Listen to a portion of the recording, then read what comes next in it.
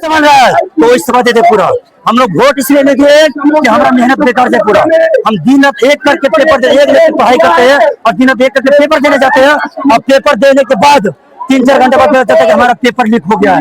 तो हमारे साथ बहुत बड़ा जुल्म हो रहा है और ये जुल्म हम नहीं सहेंगे क्योंकि हम लोग मेहनत कर रहे हैं और जुल्म को हम बर्दाश्त नहीं करने वाले हैं।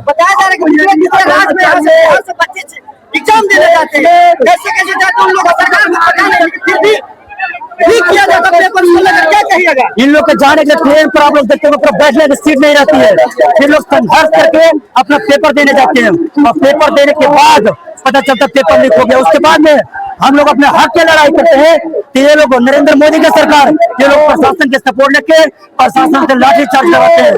उनको हम साफ साफ बोलना चाहते हैं, हम लाठी चार्ज से डरने वाले नहीं है।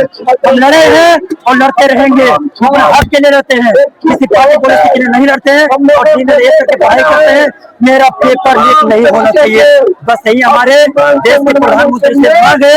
अगर आपसे देश नहीं समझ रहा है आपको शर्म आना चाहिए कि बच्चे दिन रात एक करके पढ़ाई करते हैं।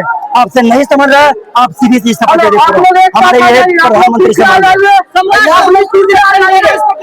सम्राट चौधरी तो एक बात की वैल्यू नहीं है, वो जितने से पहले बड़े बड़े बातें फेंक रहे थे कि बिहार के युवा के लिए भगवान है और अभी हम राज बन के बच्चे पूरा है। हमारे बहन के साथ कितना दुष्कर्म किया जा रहा है, एक आवाज नहीं निकला पूरा।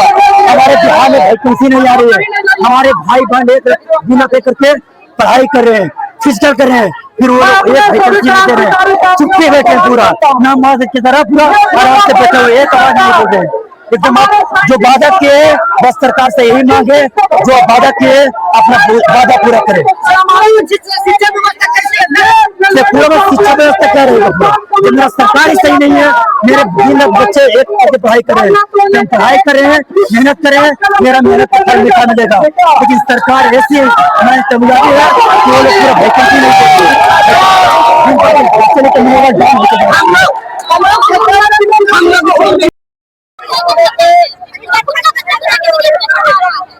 शांतिपूर्ण धरना दिया गया है। संविधान में भी लिखा हुआ है कि हम लोग अपने हित की बात कर सकते हैं, शांतिपूर्ण धरना दे सकते हैं, तो फिर उसमें क्यों लाठीचार्ज किया जा रहा है? कोई जगह पर कुछ तो नहीं किया जा रहा है। पर हम भी भरोसा करने लगे थे, लेकिन साला गुंडा निकला, वो पोस्टिंग फाइल में उसका नाम है अमेरिका के सामने, इसलिए वो झुकते रहता है। अमेरिका उसका बाप है, उसका बाप है। हाय हाय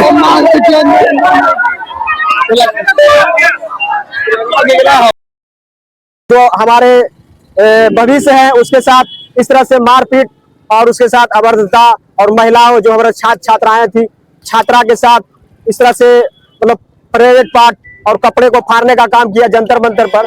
इसी पर्पस को हम लोग छात्र एकजुट और छात्रों का आवाज बनकर इस देश में हमारे जो शिक्षा मंत्री भ्रष्ट हैं और पेपर लीक बार बार करते हैं, उसके इस्तीफा को लेकर हमारे शेखपुरा जिला में भी छात्र के द्वारा एक छात्र प्रदर्शन किया गया अपने हक अधिकारों की बात। आप तो देखिए, आप तो चल नहीं सकते हैं, फिर भी प्रदर्शन में शामिल हो गए हैं। हम यदि प्रदर्शनकारी में यदि हंगामा हो जाता तो आप कैसे निकलते, क्या करते आप? हम लोग मरने के लिए तैयार है, मरना ही एक दिन है, लेकिन आवाज बन के मरना है। इस देश के आवाज, इस देश को बचा के मरना है, इस देश के लिए लड़ना चाहिए, उसके लिए कुर्बान हो जाना। इस छात्रों के लिए देखिए कुर्बान होने के लिए तैयार है, क्योंकि देख लीजिए चल नहीं सकते हैं। सबसे बड़ी बात माना जाएगा कि देखिए किस प्रकार से छात्रों को सहयोग कर रहे हैं।